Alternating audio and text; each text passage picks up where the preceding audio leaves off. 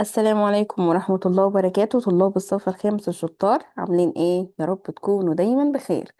فيديو النهاردة هنحل برضو على الدرس الأول من الوحدة الأولى بس من كتاب الباهر. صراحة تدريباته مميزة جدا. تعالوا نشوف ونحل مع بعض. أول سؤال زي ما احنا متعودين، نص استماع. هقرأ نص الاستماع ونبدأ نحل على طول. بسم الله.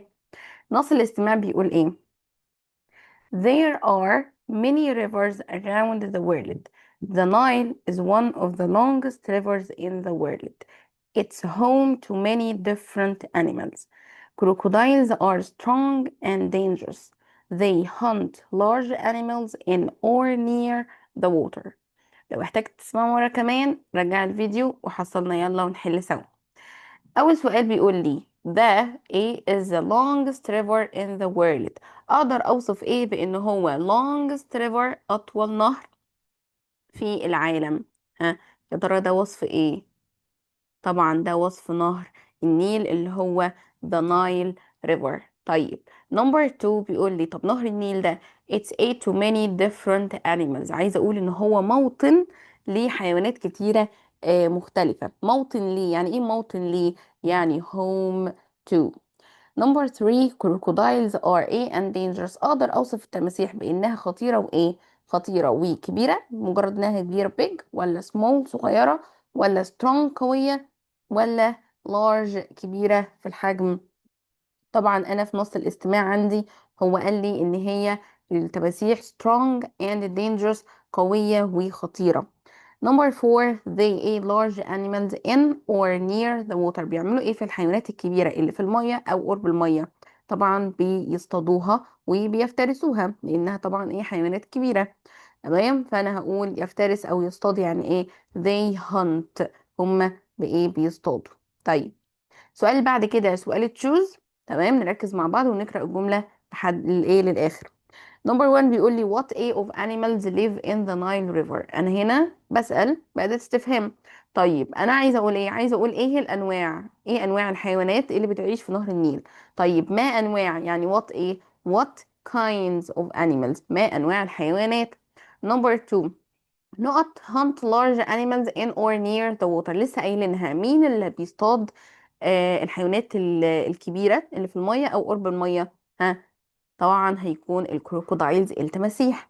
نمبر 3 بيقولي crocodiles are strong and ها قوية وإيه؟ قوية وسيف آمنة، قوية ونايس لطيفة، قوية و dangerous خطيرة، ولا قوية وسمول صغيرة؟ طبعا هتكون strong and dangerous وخطيرة جدا جدا جدا. طيب نمبر 4 بيقول لي the small fish السمك الصغير in the Nile are so bad سيء، are so ugly قبيح، are so colorful ملون، are so fat تخين تخين. ها، اقدر اوصف السمك بان هو تخين؟ طيب انا عندي في النص كنت وصفت السمك اللي في النيل بانه ايه؟ بانه ملون. ملون يعني ايه؟ colorful. نمبر 5 بيقول لي the small plants النباتات الصغيرة in the water اللي في المية are called ها، فاكرين النباتات دي اللي كان بيتغذى عليها السمول فيش السمك الصغير؟ يا ترى كنا بنسميها ايه؟ اعشاب مائية. طب يعني ايه اعشاب مائية؟ water weeds. نمبر 6 بيقول لي birds الطيور eat small fish الطيور بتاكل السمك الصغير. وايه كمان؟ و plants near the river والايه النباتات كمان اللي قرب الميه هم بياكلوا السمك الصغير والحشرات، حشرات يعني insects. نمبر 7 بيقول لي huge crocodiles التماسيح الضخمه are بتكون ايه؟ nice ولا beautiful ولا scary ولا gentle؟ طبعا scary ده مخيفه جدا كمان. نمبر 8 all animals كل الحيوانات in the river اللي في النهر find food too. ها، الجملة دي مهمة جدا، مهمة جدا وبتتكرر في كل التمارين. هنا بيقول لي ان كل الحيوانات اللي في النهر find food بيلاقوا الطعام. علشان ايه؟ ها، طبعا علشان يبقوا على قيد الحياة او علشان يعيشوا. هتبقى to survive، ونخلي بالنا ان انا لو ما عنديش survive اكيد هلاقي live علشان يعيشوا. تمام، فدي او دي هما الاتنين ايه بنفس المعنى. طيب نكمل. نمبر 9 بيقول لي each animal كل حيوان plays an important بيلعب ايه مهم؟ بيلعب دور مهم. طيب هو دور يعني ايه عندي في كلمات الدرس المهمة؟ طبعا role. an important role يعني دور مهم. اخر نقطة we must aid the river. احنا لازم نعمل ايه في النهر؟ طبعا لازم نحميه، ويحمي يعني protect. تمام. السؤال التاني سؤال البوكس، عندي مديني 4 كلمات، هحط بس في الفقرة 3 منهم. هقرأ الجمل كويس جدا من الأول، محلش عشوائي تخش على طول نحل وخلاص، لا لازم أقرأ من الأول. عندي كروكودايلز تماسيح، نايل اللي هو النيل، هانت يصطاد، سيرفايف يعيش أو يبقى على قيد الحياة. طيب there are many rivers يوجد العديد من الأنهار around the world حول العالم. the A is one of the longest river in the world. أوصف A بأنه هو أطول أنهار العالم. أوصف إيه؟ أوصف نهر النيل، فهقول هنا the Nile، يبقى number one هتكون the Nile. طيب أكمل it's home to هو موطن ل many different animals للعديد من الحيوانات المختلفة. أكمل وأقول A are strong and dangerous. أوصف A بأنه strong قوي و dangerous وخطير، طبعا A crocodiles التماسيح. بعد كده بيقول لي they a large animals in or near the water. لاحظ ان انا عندي زي دي عايدة على التماسيح اللي احنا لسه حلينها. تمام، فالتماسيح بتعمل ايه في الحيوانات الكبيرة اللي في المية او قريبة من المية؟ طبعا بتصطاد الحيوانات دي، فهتبقى hunt. they hunt يعني هما بيصطادوا الحيوانات دي. طيب سؤال القطعة. طيب بيقول لي ايه هنا؟ بيقول لي احمد وليلى are watching animals in the Nile River. هما كانوا بيتفرجوا او بيشوفوا الايه الحيوانات اللي في نهر النيل. they are talking about هما كانوا بيتكلموا، احمد وليلى كانوا بيتكلموا مع بعض about عن small fish، عن السمك الصغير that eat plants اللي هما بياكلوا الايه، بياكلوا النباتات. these are called اللي هي النباتات دي اللي هي كان اسمها water weeds اعشاب مائية. طيب وكمان اتكلموا عن ايه؟ عن البيردز اللي هي الطيور. مالها الطيور؟ eat small fish بياكلوا السمك الصغير، insects حشرات and plants والنباتات in or near the river النباتات اللي ممكن تكون موجودة في المية أو قريبة من المية. طيب كمان اتكلموا عن the big fish السمك الكبير. ماله السمك الكبير؟ eat smaller fish. يعني ايه smaller fish؟ يعني السمك الأصغر. السمك الكبير بيتغذى على السمك الأصغر منه في الحجم. طيب crocodiles التماسيح، مالها التماسيح؟ are strong and scary. strong يعني قوية، scary يعني مخيفة أوي أوي أوي. they hunt هما بيصطادوا، التماسيح دي بتصطاد large animals الحيوانات الكبيرة شوية. يعني ايه؟ مش حيوانات صغيرة، لا حيوانات كبيرة. وزي ما اتفقنا لما بتيجي قرب من النيل التمساح بيطلع بايه؟ بيصطادها على طول. they are the kings of the Nile. أوصف التماسيح بان هم the kings of the Nile يعني ملوك النيل. طيب each animal كل حيوان plays an important role، ودي احنا لسه حليناها فوق ان كل حيوان بيلعب دور مهم. so وبالتالي we must protect the Nile احنا لازم نحمي نهر النيل. طيب بيقول لي هنا ايه؟ نمبر 1 بيقول لي small fish السمك الصغير eat. يا ترى السمك الصغير خالص ده بياكل ايه؟ هل يا ترى بياكل big fish السمك الاكبر، grass بياكل عشب، ولا water weeds اعشاب مائية، ولا fruits فاكهة؟ fruits يعني ده ايه ده جنة بنعيمها. small fish. تمام، السمك الصغير زي ما احنا عارفين بياكل ايه؟ بياكل الاعشاب المائية اللي هي water weeds. نمبر 2 بيقول لي crocodiles التماسيح are strong and. اوصف التماسيح بانها strong قوية، وايه كمان؟ وانها مخيفة. طب مخيف يعني ايه؟ مخيف يعني scary. طيب نمبر 3 عندي 3 أسئلة على الفقرة، الكلام اللي موجود في الفقرة، فعشان كده بقول لازم نقرأ الفقرة كلها. بيقول لي what do birds eat؟ هي الطيور بتاكل ايه؟ ادور على الجملة اللي فيها الطيور او كلمني فيها عن الطيور. الاقي هنا السطر اهو بيقول لي birds eat small fish الطيور بتاكل السمك الصغير، insects حشرات and plants in or near the river والنباتات اللي جوه او قريبة من المية. السؤال الرابع نمبر 4 what is the text about؟ النص عن ايه؟ او ممكن يجي يقولك لخص النص في جملة هياها، او بيقولك what is the text about هو النص عن ايه. في الحالة دي انا ممكن ما اقولش جملة كاملة، ممكن اقول عنوان النص بيتكلم عن ايه. والله انا ممكن اقول له بيتكلم عن the Nile River عن نهر النيل. تمام ماشي، بس اخلي بالي لما اجي اكتب the Nile River الان تكون كابيتال والار كابيتال والتي كابيتال لانها في اول الايه، في اول الجملة. نمبر 5 why must we protect the river؟ ليه احنا محتاجين ان احنا نحمي نهر النيل؟ ليه؟ هنلاقي هو ما قالهاليش يعني بصيغة السبب، لكن هو اداني النتيجة في الجملة هنا. اخر جملة قال لي each animal، كل حيوان plays an important role، بيلعب دور مهم. so وبالتالي احنا هنحمي النيل علشان كده. يبقى احنا ليه هنحمي النيل؟ علشان كل حيوان بيلعب دور مهم، وعلشان نهر النيل ده موطن لحيوانات كتيرة. فأنا ممكن أقول له الجملتين. ممكن أقول له، هو هنا بيسألني why يعني لماذا، يعني بيقول لي ليه، يعني بيسأل عن السبب. ماشي. why must we protect the river؟ تمام. هقول له we must protect the river because it's home to، لأنه موطن ليه many different animals and each animal، وكل حيوان ماله، كل حيوان ماله plays an important role، بيلعب دور مهم جدا. السؤال الخامس سؤال ترتيب. تمام. لازم اقرا الكلمات كلها كويس جدا، ما ابداش احل واتسرع عشان ما غلطش. هبدا ب the Nile. طيب the Nile نهر النيل. طيب هقول ايه؟ عايزه اقول ان نهر النيل هو اطول نهر في العالم. طيب هقول the Nile is ايه؟ is the longest river in the world. تمام. يبقى the Nile is the longest river in the world، هو أطول نهر في العالم. number 2 هبدأ بسمول. سمول ايه؟ سمول دي صفة، يبقى أنا عايزة الموصوف بعدها. هقول سمول ايه؟ small fish، السمك الصغير. ماله ده الفاعل؟ فين الفعل؟ small fish eat، السمك الصغير بياكل ايه؟ بياكل water weeds، الأعشاب المائية. نمبر 3 هبدأ بكروكودايلز، التماسيح. مالها التماسيح؟ are بيكونوا ايه؟ are the kings of the Nile، بيكونوا ملوك النيل. طيب مفيش أي حيوان يقدر يصطاد التماسيح دي. طيب نمبر 4 سؤال بدأ بأداة استفهام why، لماذا. تمام. هقول ايه؟ why دي ده سؤال. تمام. خلي بالنا انا ببدأ بأداة الاستفهام بعدها الفعل المساعد اللي هو ايه؟ اللي هو do.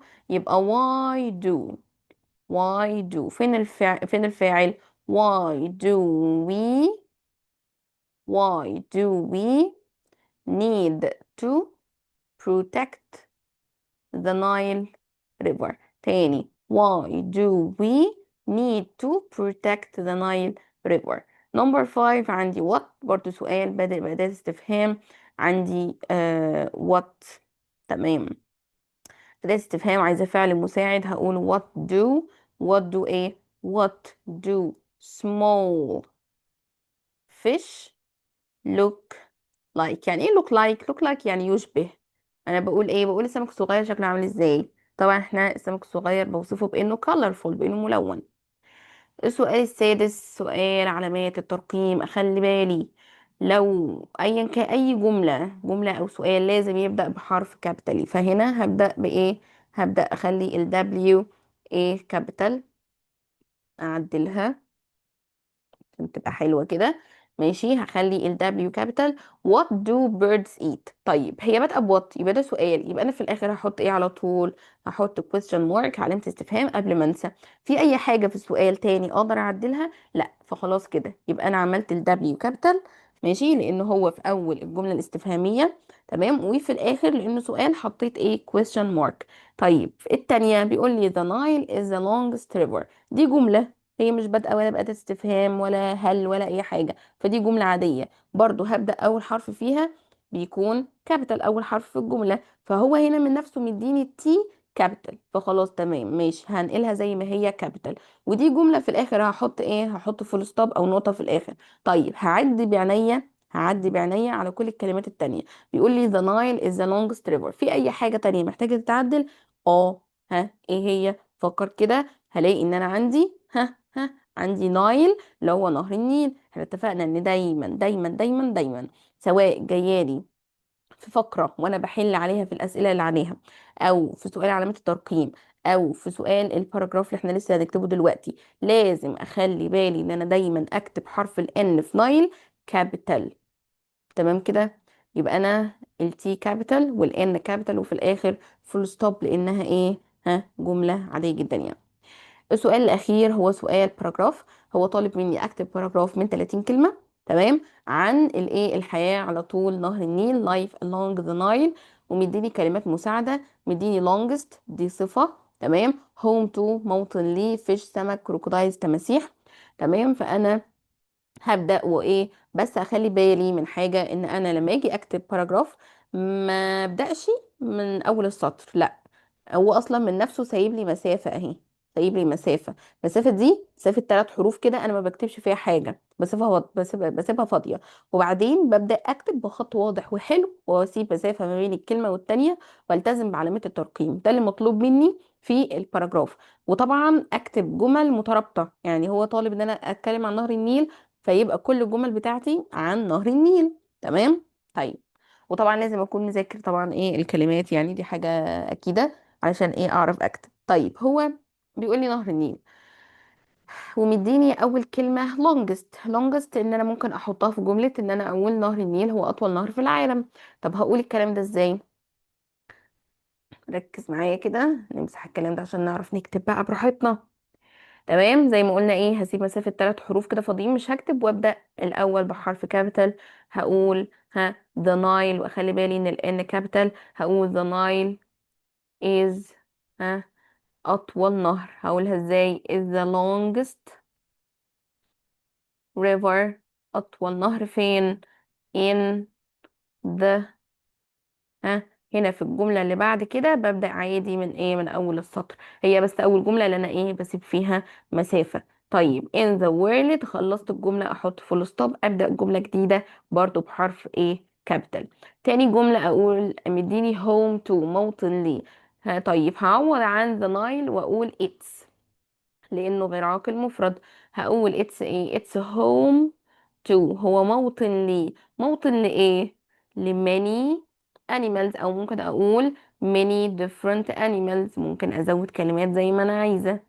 طيب، بعد كده قال لي اتكلم عن fish. طيب والله ممكن اقول the fish، واخلي بالي ان هنا fish جمع، هنا fish جمع، تمام. the fish eat، ممكن اتكلم عن السمك بياكل ايه. هقول the fish eats smaller fish، السمك بياكل السمك الاصغر منه.